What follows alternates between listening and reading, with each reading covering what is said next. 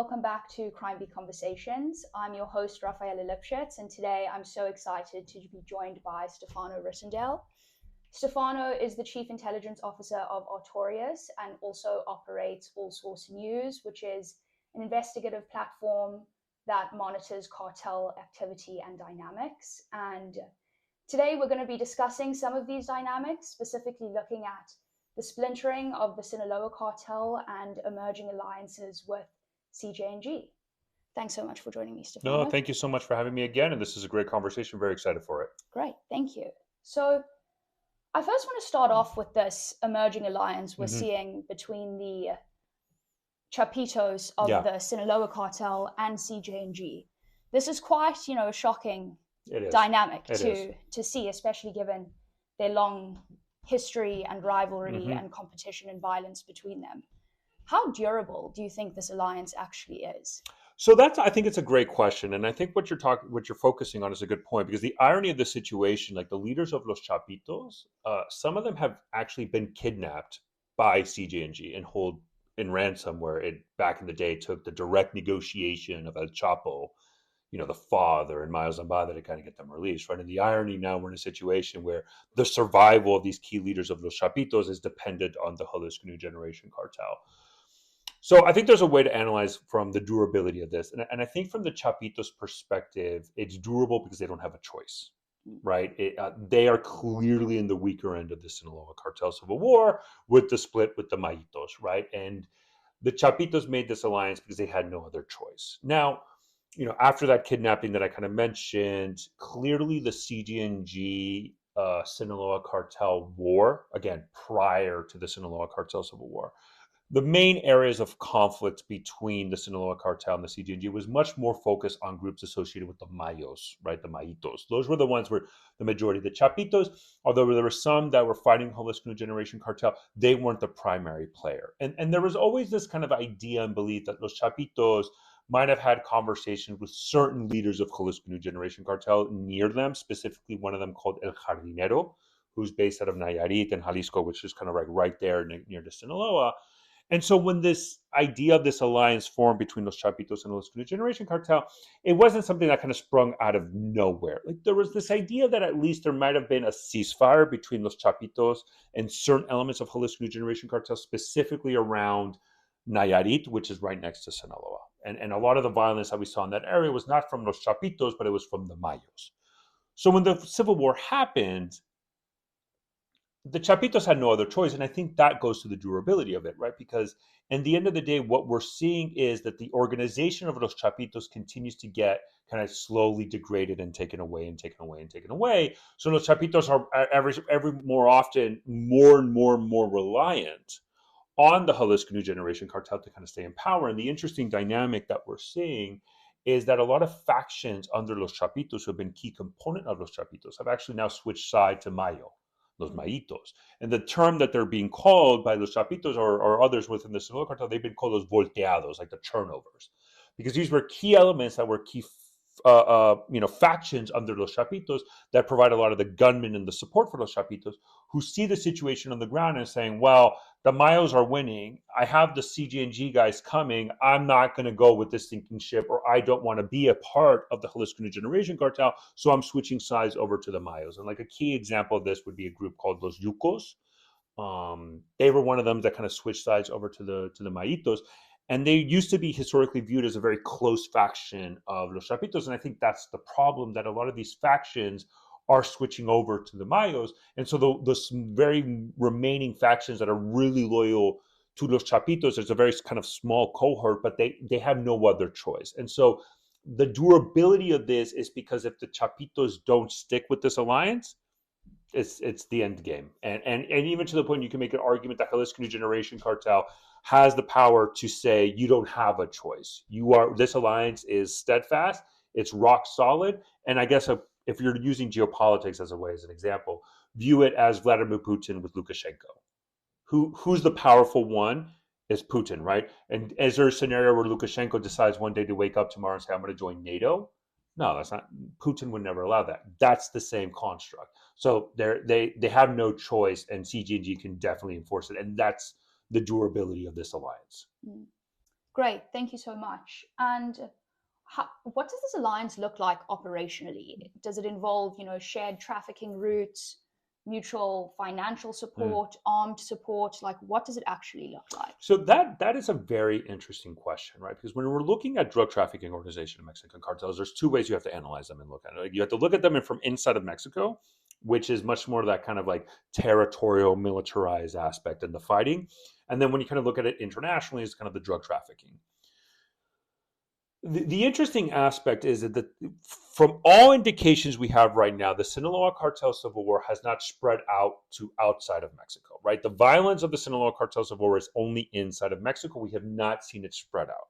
There are some maybe possible rumors that certain elements of the Sinaloa cartel split are visible just in Los Angeles, in California, not necessarily from a violence perspective, but at least from like an identity perspective, that may be in LA. But for the most part, outside of that, it's pretty much, stick together. CNN last year had a great, report analyzing the Sinaloa cartel's presence inside of the United States. And one of the things that they actually caught is the Sinaloa cartel representatives and members in the United States have basically said, hey, the Sinaloa cartel civil war, that's a Mexico problem. That doesn't impact our business and how we operate. We're Sinaloa cartel. That's all of that in Mexico. And that's a very interesting, component, right? And it's true. We haven't really seen violence spread out to areas outside of Mexico from the Sinaloa cartel civil war. But from the alliance perspective, that's something that I'm looking at. Like, does the Jalisco New Generation cartel absorb a lot of, from specifically the drug trafficking perspective? The one area where maybe they will be starting to absorb a lot of this is in some of the ports and the access that they have. So, for example, we know the Chapitos used to be huge pushers of fentanyl, and that has clearly dropped their ability to push fentanyl into the United States. We haven't necessarily seen fentanyl trafficking as a whole kind of pick up into the United States. We continue to see kind of drop significantly compared to, like, if you look at 2023 and 2024. So now the question then becomes, well, where else? And that's where you have to look at the port. So the main port I would be looking at is Mazatlán. That's in Sinaloa. That is a Chapitos port, right? The Chapitos have a dominance of Mazatlán. And we know for a fact that the Mayito Flaco, really wants to seize Mazatlán because he wants that port.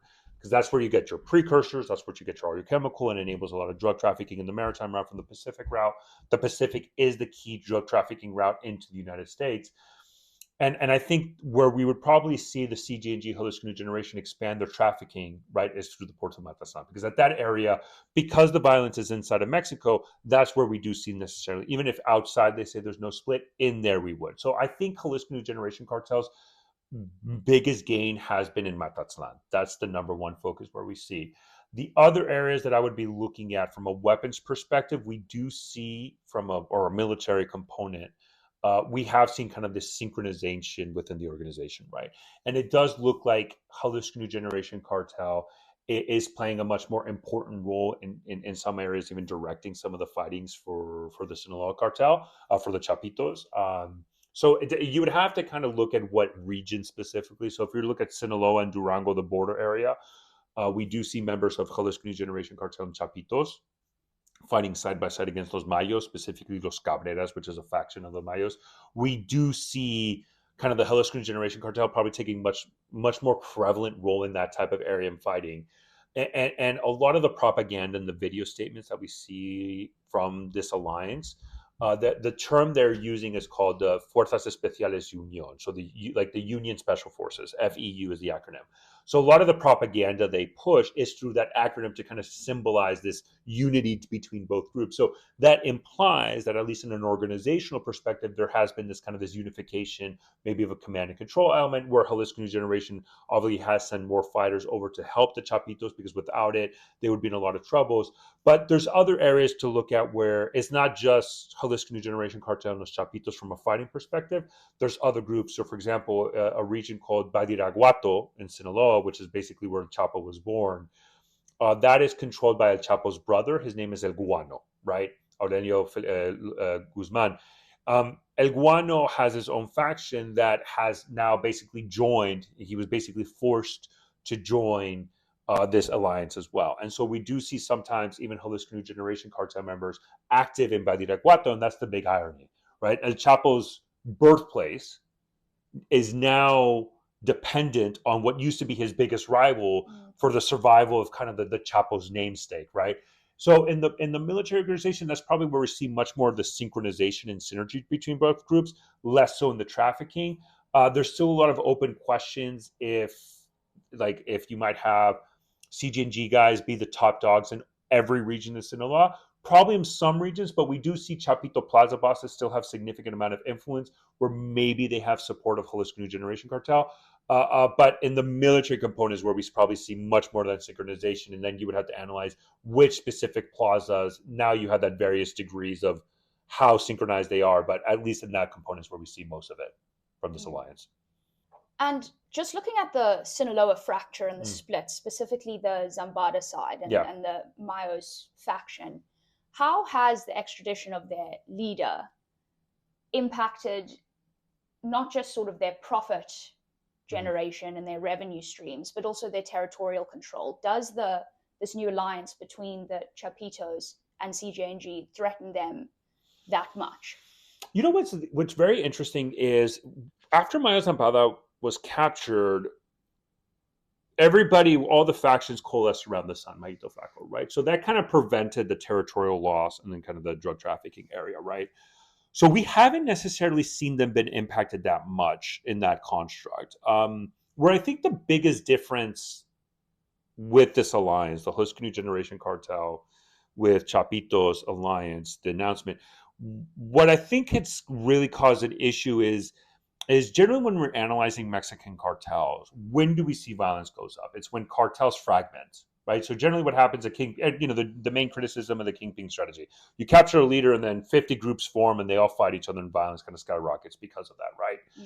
What's interesting here is that although the capture of Mayitos Zambada led to the civil war, right, and violence went up, what that caused is that the Chapitos then getting alliance with Jalisco New Generation Cartel, that alliance I think has transformed the framework of how we need to analyze Mexican cartel violence, right? So you still have situations where different parts of Mexico see violence, and that's still important. But there's almost this argument that could be made now is that what we're seeing is kind of this consolidation of like two big alliances.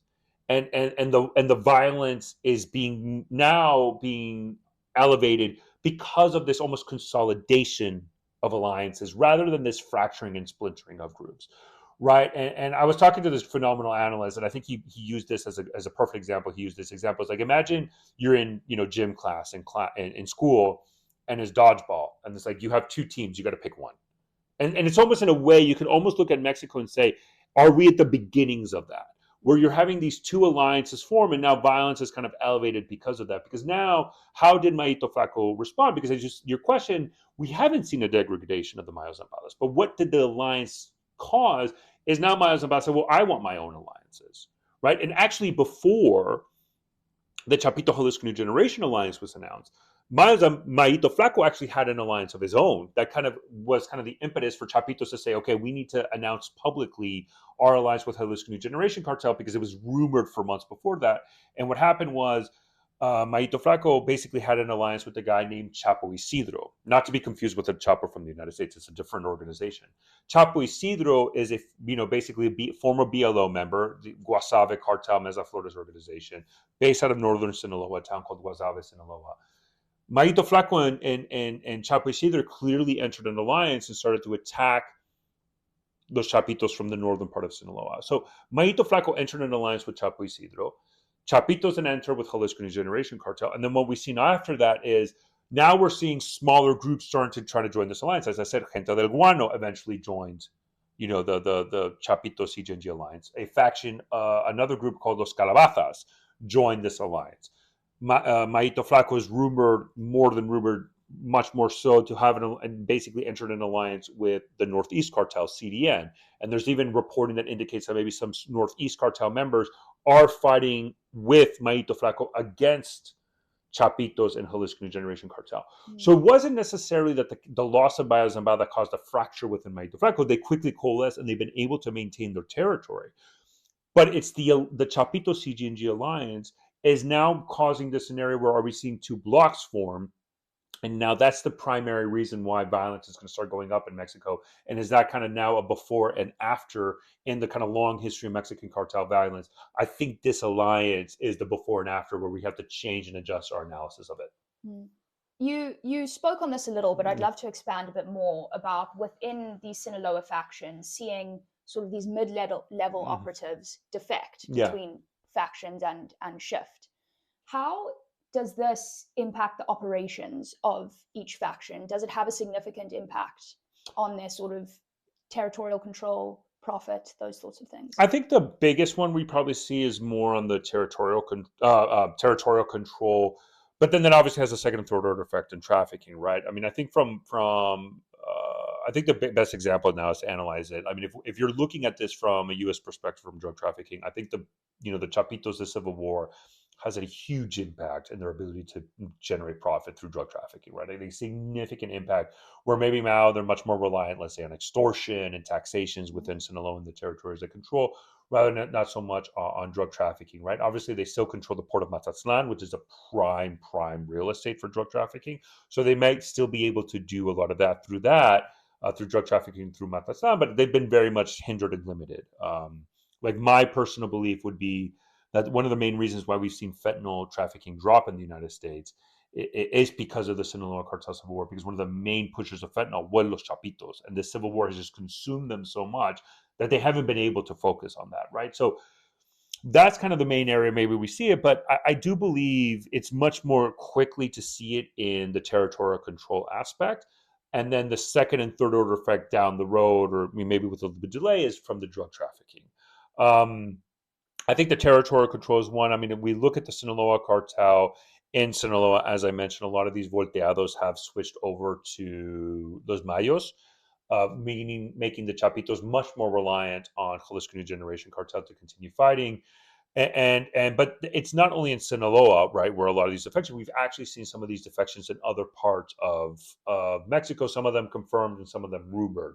So there's a guy, for example, named Mario Gonzalez, who was a Sinaloa cartel member in Jalisco, Teocatliche, Jalisco, who has been fighting Jalisco New Generation cartel for years in this area. And Mario Gonzalez has always been known to have a very close relation with Ivan Archibaldo, right, with the leader of Los Chapitos. Well, when he made the alliance with El Mencho, I mean, Mario Gonzalez is fighting those guys on a daily basis. It doesn't make any sense now for Mario Gonzalez to continue to be kind of part of this Chapitos organization. So is he part of Mayo Zambada, or is he now a little bit more independent? That's kind of open for debate, but regardless, he's not part of those Chapitos. Other organizations, for example, in Chiapas, it does look like the Chapitos presence in Chiapas, which is a state that borders Guatemala. A lot of those guys have abandoned the Chapitos names and kind of switched over. So that enables Mayo Zambada now to have more territorial control, specifically in prime targets of border areas, right? Both in the southern border and the northern border. Those are very important for control. So that's kind of the areas where we're seeing. But I think it's important to note that defections and breaking away is a common occurrence in Mexican cartels, right? I mean, Jalisco New Generation cartel had that in Colima, a state in the Pacific of Mexico. Colima is the port of Manzanillo is a huge drug trafficking port also. They lost one of their key factions that kind of formed now into the Independent Cartel of Colima, they're called. That was a huge faction that they lost, and they've been engaged in violent fightings from there. So kind of these defections is not just limited to Sinaloa cartel, and it's very prevalent, and you do see that happen. I'm not going to say regularly, but it's much more normal than I think many people realize. This increased pressure from the Trump administration and then now also the Sheinbaum administration on cartels, the sort of constant threat Trump has been laying about potential land strikes in Mexico on cartel targets and things like that. How is this impacting these sort of inter-cartel dynamics? Is it impacting alliance formation, splintering at all? What's the effect of that? For the most part, we have not seen an impact. Really, we really haven't. I mean, you can maybe make an argument at February of 2025. So we're talking about last year, how some of the Gulf Cartel Civil War, there was a ceasefire within the Gulf Cartel Civil War. It does look like that was because of Mexican political pressure on the cartels there, because they were concerned at the violence, because it was a very bloody, violent civil war. There was even an American that was killed because of an IED, because of the civil war. That the Mexican political pressure from both the Mexican federal government and the state government on these cartels to do the ceasefire was because of the Trump administration. That, there is some belief that that did play a major role because they didn't want this violence to be such a big issue right at the border that kind of gave that impetus and initiative for the Trump administration to conduct strikes inside of Mexico because of it. So maybe there, and there was rumors that one of the leaders of this Gulf cartel civil war, specifically the Scorpion Group, is one of the factions. They're based out of Matamoros, Tamaulipas, which borders Brownsville, Texas, or right there at the border. There was reporting and rumors that he kind of fled further south to San Luis Potosí because he was concerned that Trump might, launch military operations. Like, I'm going to get away from the border. I want to be safer. Besides that, I mean, we haven't really seen much change. There was this really weird narco banner in Baja California that said, I think they said one of the Chapitos were going to had to threaten Kash Patel, the director of FBI. I mean, clearly, I don't think anybody really believed this was legitimate. This wasn't true. It looked like it was more information warfare. But for the most part, we haven't really seen that much change. And when you're looking and analyzing Mexican cartels, and I think this is kind of the very interesting problem set, is they're not really concerned about what the U.S. does. And that's really weird to say, right? Because in the end of the day, if the U.S. captures a Mexican cartel leader and they're sitting in a U.S. federal prison, they might as well be dead. Like, they lose everything. But when you're looking at the internal dynamics, it doesn't play a major role as of right now. And all these kind of political rhetorics, there's not much that they really concerned about. And if anything, a lot of the cartel leaders probably think that through their corrupt practices and negotiations with the Mexican federal government, they know the federal government is going to try to do everything possible to try to prevent the U.S. from acting unilaterally. But even if the U.S. were to act unilaterally, I mean, if I'm a plaza boss, I'm not thinking, the 82nd Airborne Division is going to drop in and seize my plaza. So in the end of the day, it's like, well, what's the big concern? Like, oh, they capture me, are they going to shoot a drone strike? Well, okay. You say it's kind of crazy, but like, okay, business, and from a big perspective, as a big organization, a cartel, business as usual. What do I care if it's the Mexican government or the U.S. government that does that, right? I mean, that's part of the business. And so right now, we haven't really seen this really affect that much because in the end of the day, as you're saying with these alliances, these cartel members view their rival cartels as the biggest threat. They don't view the Mexican government per se or necessarily, or the U.S. government as their biggest threat. And if anything, they go to great lengths to try to make sure the U.S. is not interested in them. I mean, I have videos of the Northeast Cartel, for example, CDN, basically say, our war, they will release a press statement and literally say, we're not here to fight. And they say directly DEA, like, we're not here to fight the DEA. That's not our battle. We're fighting against our rivals or corrupt politicians or whatever. DEA, our problem is not with you. We don't want to fight you, right? And so they'll say that, but it's not necessarily because they view the U.S. as their primary threat, because they want to focus more on these other cartels because they understand those are the guys that can take my plaza away. So how do I make sure that's not what happened? And that's been the primary reason and focus where we've seen Mexican cartels operate from that construct and framework, not necessarily from, President Trump is going to order a drone strike or land strikes. And in the end of the day, if they bomb, let's say, a drug lab, that's not going to really change much really in how they operate. Yeah, absolutely.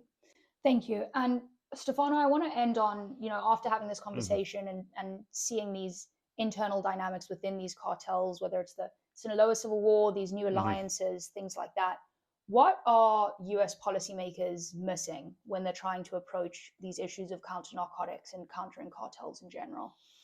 I think the issue is, so from a U.S. policymaker's perspective, I think there's various conversations. One, I think a lot of the focus is still, for obvious reasons, and I understand this, but a lot of it is still kind of framed from a counter-narcotics perspective, right? Number one, which obviously from an American perspective, more importantly for like the people in the United States, what's the biggest threat for an American citizen in the United States is the drugs, right? And cartel members are going to come in over the border. Let's make this abundantly clear and start shooting everybody out. That's not happening. So it's obviously going to be the drugs, but I think there's a very singular focus on that aspect of just the narcotics piece. And even so, when we're talking about the narcotics piece, I think the issue boils down to, I think one of the reasons what we're seeing is the reason why cocaine is surging in trafficking and use is because we were so focused, again, for obvious reasons, on fentanyl that we dropped the ball on cocaine, and now cartel members are pushing cocaine. So I think we need to take a much more holistic approach. Where I'm a little bit encouraged from the Trump administration perspective is a lot of the sanctions they've been focusing on is actually on oil. Because cartel members were involved in oil smuggling, making a lot of money. So I commend the Treasury Department for kind of really broadening it and focusing on the oil aspect as well. I think that's a good approach. And that needs to continue. And also the corruption within the Mexican political elite. But I think it's still very much focused on counter-narcotics. And I think that the U.S. needs to do a better job of trying to analyze this from the key tenet of these cartels, and that's their territorial control, right? The territorial control aspect is the primary motivation and the leverage they have for trafficking drugs in the United States. And so we need to do a much better job from a policy perspective of trying to limit the territorial control that cartels has through the Mexican government. Ways that we can do that in the United States, not only impact our finances, so let's say like not only just from narcotics, but like say oil, money laundering, et cetera, but weapons trafficking into Mexico. I mean, right, 70-80% of guns that the Mexican cartels have comes from the United States, right? And we need to do a better job to really limit that and shut that pipeline down. It's very easy for us to criticize the Mexicans for, not doing enough to stop drugs or, human smuggling coming into the U.S., but we do a terrible job as well preventing guns going south, right? So I think if we started to analyze from a policymaker perspective on the territorial control aspect and those plaza bosses that play a key role in ensuring that territorial control, we can take a much more holistic government approach from this and not such a singular-minded focus on the narcotics piece. Because the territorial control is dependent on finance, it depends on weapons, it depends on personnel, and it depends on corruption. If you analyze it from that perspective and start really trying to do from the legislative and the executive branch that area, I think we would see it would be a long-term project, but it really would have the best opportunity to really hinder these cartel members from being effective at pushing drugs and narcotics in the U.S. And the other area, and I kind of briefly mentioned this also, the United States needs to really, and obviously there's geopolitical concerns and there's political concerns, but I think we need to do a lot more on the counter corruption piece, right? The anti-corruption piece. I think we need to accept the fact that we cannot rely on Mexico to hold corrupt officials in Mexico accountable. That's just not feasible, and that's not going to happen anytime soon. And the Mexican judiciary is completely ineffective.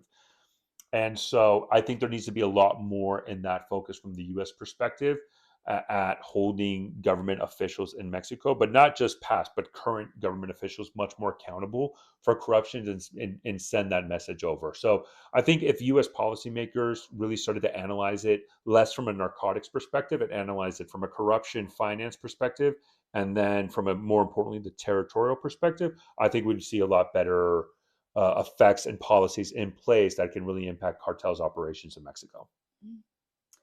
Well, Stefano, thank you so much for joining me again today. Thank you so much. It's always great chatting to you. And thank you, everybody, for watching this episode of Crime Beat Conversations. Please be sure to stay tuned for more, and we'll see you soon. Thanks.